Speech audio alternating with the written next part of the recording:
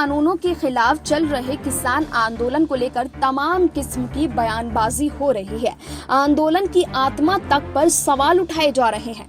खासकर सत्ताधारी भारतीय जनता पार्टी के नेताओं की तरफ से ऐसे बयान दिए जा रहे हैं जो किसानों की नाराजगी को हवा दे रहे हैं। ताजा बयान मध्य प्रदेश के कृषि मंत्री कमल पटेल का है, जिन्होंने प्रदर्शन कर रहे किसान संगठनों को कुकुरमुत्ता कहकर संबोधित किया है। मध्य प्रदेश की बीजेपी सरकार में कृषि मंत्री कमल पटेल ने ये बयान हाल ही में उज्जैन में एक प्रेस कॉन्फ्रेंस के दौरान दिया। कमल पटेल ने कहा कि ये किसान संगठन कुकुरमुत्तों की तरह उग आए हैं। ये किसान नहीं हैं बल्कि व्हीलर, डीलर और एंटी नेशनल हैं। कमल पटेल के इस बयान पर किसानों में नाराजगी है, लेकिन ये पहला मामला नहीं है जब सत्ताधारी पक्ष की तरफ से ऐसा बयान सामने आया हो। इससे पहले भी कुछ ऐसे बयान दिए गए हैं जो किसानों के आंदोलन पर ही सवाल उठाने वाले दिखाई दे रहे हैं।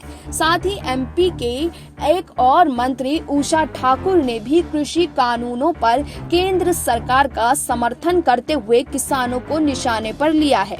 मंत्री उषा ठाकुर ने कहा कि पंजाब और हरियाणा में उच्च कोटि के दलाल प्लानिंग के साथ किसान आंदोलन चला रहे हैं और इसमें टुकड़े टुकड़े गैंग भी शामिल है।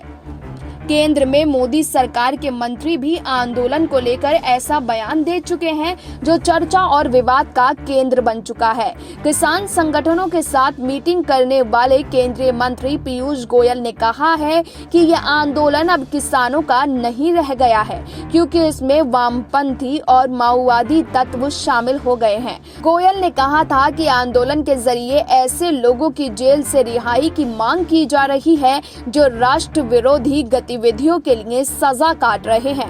गौरतलब है कि दिल्ली के टिकरी बॉर्डर पर चल रहे किसान आंदोलन में ऐसे पोस्टर लगाए नजर आए जिन पर लिखा था, झूठे केसों में गिरफ्तार किए गए बुद्धिजीवियों और विद्यार्थी कार्यकर्ताओं को रिहा करो। ये पोस्टर सामने आने के बाद लगातार बीजेपी और सरकार के कुछ लोगों की तरफ से कहा जा रहा है कि किसान आंदोलन को लेफ्टिस्टों ने हाईजैक कर लिया है। पीयूष गोयल के अलावा केंद्रीय मंत्री राणा साहेब दानवे भी किसान आंदोलन को लेकर विवादित बयान दे चुके हैं। दानवे महाराष्ट्र के जालना में आरोग्य केंद्र के उद्घाटन के लिए गए थे। यहाँ उन्होंने मंच से भाषण देते हुए कहा था कि देश में जो किसान आंदोलन चला रहा है उसके पीछे चीन और पाकिस्तान का हाथ है। इतना ही नहीं, आंदोलन के साथ आतंकवाद और खालिस्तान का दाग भी लगाया जा रहा है।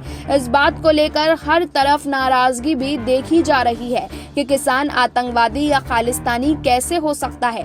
वहीं हरियाणा के मंत्री जेपी दलाल भी राणा साहेब दानवे जैसा ही बयान दे चुके हैं। जेपी दलाल ने कहा कि किसान का नाम आगे करके बहुत सारे लोग हैं जो विदेशी ताकतों को और चीन है, पाकिस्तान है, भारत के दुश्मन हैं। वो सरकार को अस्थिर करना चाहते हैं। यूपी के कानपुर से लोकसभा सांसद और बीजेपी नेता सत्यदेव पचौरी भी कृषि कानूनों के खिलाफ दिल्ली बॉर्डर पर चले आंदोलन पर सवाल उठा चुके हैं। एक और केंद्रीय मंत्री गिरिराज सिंह ने भी किसान आंदोलन को लेकर टिप्पणी की है। गिरिराज ने कहा कि आंदोलन में किसानों के हित की बात नहीं हो रही है।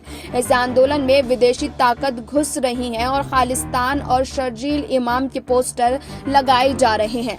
एक तरफ जहां किसानों के 30 से ज्यादा संगठन दिल्ली के सिंघू, टिकरी और गाजीपुर बॉर्डर समेत अन्य कुछ इलाकों में भारी संख्या में डटे हुए हैं, वहीं दूसरी तरफ सत्ताधारी दल की तरफ से भी ये कहा जा रहा है कि देश का किसान बीजेपी के साथ है। जयपुर में बीजेपी के महासचिव अरुण सिंह ने एक बयान में ये दावा किया कि देश का 99% से ज्यादा किसान मोदी सरकार के साथ है। उन्होंने भी यह आरोप लगाया था कि जो किसान आंदोलन चला रहे हैं उसमें कांग्रेस तेल डाल रही है। कुल मिलाकर सरकार और सत्ताधारी दल की तरफ से कई ऐसे बयान सामने आ चुके हैं जो किसान आंदोलन की विश्वसनीयता और नीयत पर ही सवाल खड़े कर रहे हैं। किसान नेता भी कह रहे हैं कि सरकार आंदोलन में फूट डालना चाहती है। Bureau report, SPN9 news.